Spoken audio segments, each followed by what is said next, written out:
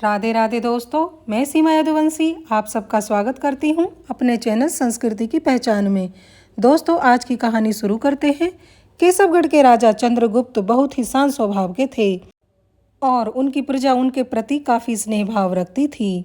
केसवगढ़ वैसे तो एक संपन्न राज्य था, पर राजा चंद्रगुप्त के घर कोई औलाद नहीं थी। रानी कई वर्षों से देवी देवताओं की पूजा कर रही थी और बच्चे के लिए वरदान मांग रही थी। इस बार भगवान ने उसकी सुन ली और उसके यहाँ पर एक पुत्र ने जन्म लिया, जिसका नाम उन्होंने अर्जुन रखा। लेकिन पुत्र को जन्म देने के कुछ दिन बाद ही रानी इंद्रावती की मृत्यु हो गई। पुत्र की परवरिश के लिए रिश्तेदारों ने दूसरी शादी करने का राजा पर दबाव बनाया। दूसरी रानी प्रभा देवी अर्जुन को जरा भी पसंद नहीं करती थी, हमेशा उसके साथ सौतेला व्यवहार करती थी। समय बीतता गया, प्रभा देवी को भी एक पुत्री पैदा हुई।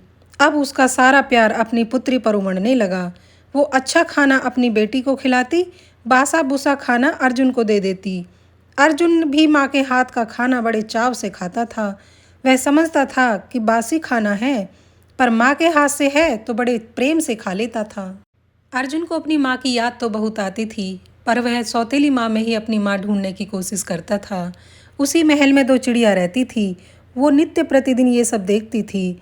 उन्हें अर्जुन के लिए बहुत बुरा लगता था। चिड़िया अक्सर अपने पति से कहती, अगर मैं मर जाऊं तो दूसरा विवाह मत करना, देख रहे हो ना दूसरी माँ कैसी होती है। एक दिन अर्जुन और उसकी छोटी बहन का झगड़ा हो गया। उस दिन रानी ने अर्जुन को बहुत मारा और दूसरे दिन से राजा को बिना बताए अर्जुन को मवेशी चराने भेजने लगी और रूखा सूखा खाना अर्जुन के लिए भेज देती थी। चिड़िया से अर्जुन की माँ का यह सौतेला व्यवहार देखा नहीं जा रहा था। चिड़िया प्रतिदिन भगवान से प्रार्थना करती थी कि हे प्रभु, अर्जुन के ऊपर ऐसी कृपा करो कि उसे माँ का प्यार और स्वादिष्ट भोजन मिले। उसी समय भगवान शंकर माँ गौरा के साथ यात्रा पर निकले हुए थे। वो चिड़िया की भक्ति से बहुत खुश हुए और जाते जाते चिड़िया को आशीर्वाद देकर गए। अर्जुन जब मवेशी चरा रहा था, तभी उसे एक गाय का बछड़ा दिखता है जो अपनी माँ की अस्थियों के पास लेटा हुआ शोक मना रहा था।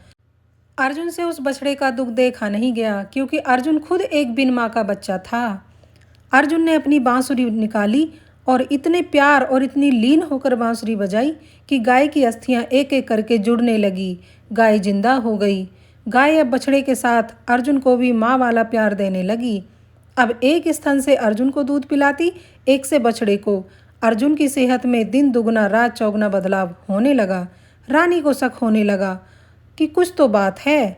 अब रानी अपनी बेटी शत्रुपा को अर्जुन की जासूसी में लगा देती है और इधर शत्रुपा अर्जुन से बड़े प्यार से मिलती है, बहुत प्यार से बात करती है। तो अर्जुन उसे एक दिन जंगल में लेकर जाता है और गौ माता से थोड़ा दूध लेकर उसके लिए खीर बनाकर उसे खिलाता है। शत्रुपा खुश होने का नाटक कर रही थी, पर घर आके उसने सारी बात अपनी माँ को बता दी। माँ राजा से हट करती है कि या तो इस महल में अर्जुन रहेगा या फिर मैं। रानी की हट के आगे राजा को झुकना पड़ता है। अर्जुन को देश निकाला दे दिया जाता है। जब अर्जुन देश छोड़कर जा रहा था तो गाय और दोनों चिड़िया अर्जुन के साथ हो चली। पुत्र मोह में राजा दशरथ की तरह राजा चंद्रगुप्त की भी हालत ऐसी हो गई और कुछ दिन बाद उन्होंने अपने प्राण त्याग दिए। जंगल में अर्जुन को गाय अपने आंचल में सुलाती थी और दोनों चिड़िया उसके लिए पहरा देती। अर्जुन अपने राज्य को छोड़कर दूसरे राज्य के जंगल में रहने लग गया था।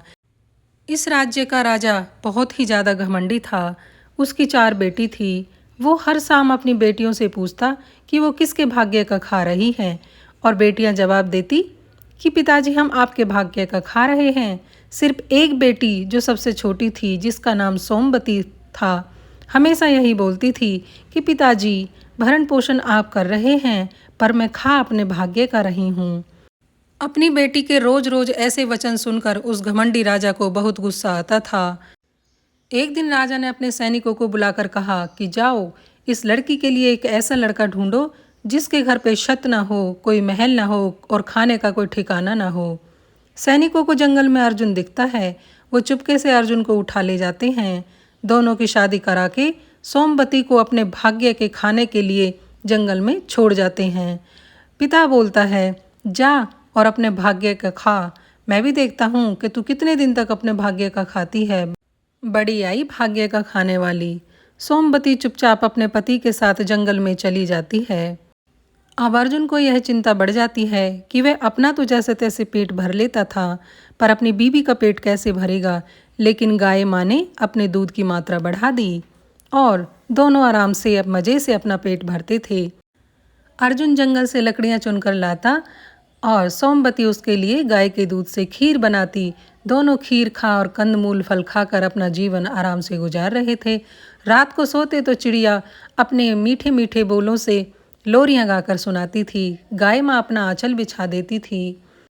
अर्जुन और सोमवती की विचारधारा एक जैसी थी, इसलिए दोनों में कभी झगड़ा भी न हुआ और आपसी सूझबूझ से दोनों तालमेल और प्यार से रहते थे। एक दिन जब अर्जुन सो रहा था तो उसे एक सांप डस लेता है। सोमवती अपने कर्म को कोसते हुए रोती है। सांप की बवि के पास जाकर खुद के भी प्राण देने को बोलती है। वो बोलती है, हे नागराज, या तो मेरे पति को ठीक कर दो, नहीं तो मेरे भी प्राण ले लो, नहीं तो मैं खुद अपने प्राण यहाँ पर दे दूंगी।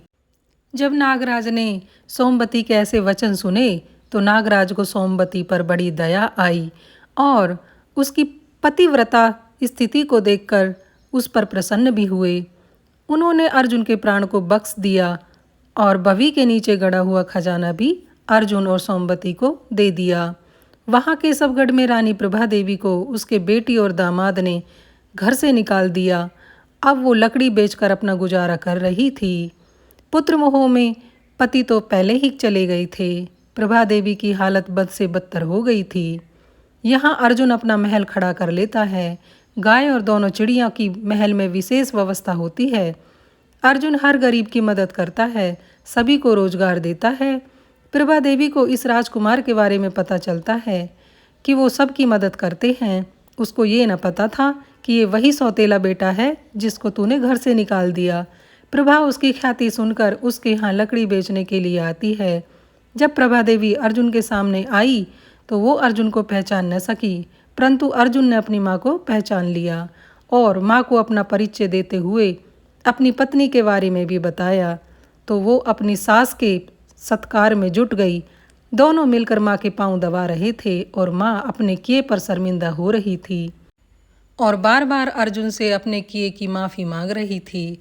अर्जुन ने प्रभा देवी को समझाया, माँ, ये सब होनी का खेल है, इसे कोई नहीं टाल सकता। कोई बात नहीं, तुमने अपना फर्ज निभाया और मैंने अपना फर्ज निभाया। अर्जुन के ऐसे वचन सुन प्रभा को बड़ी तसल्ली हुई और वो अपने पुत्र के साथ उनके महल में रहने लगी।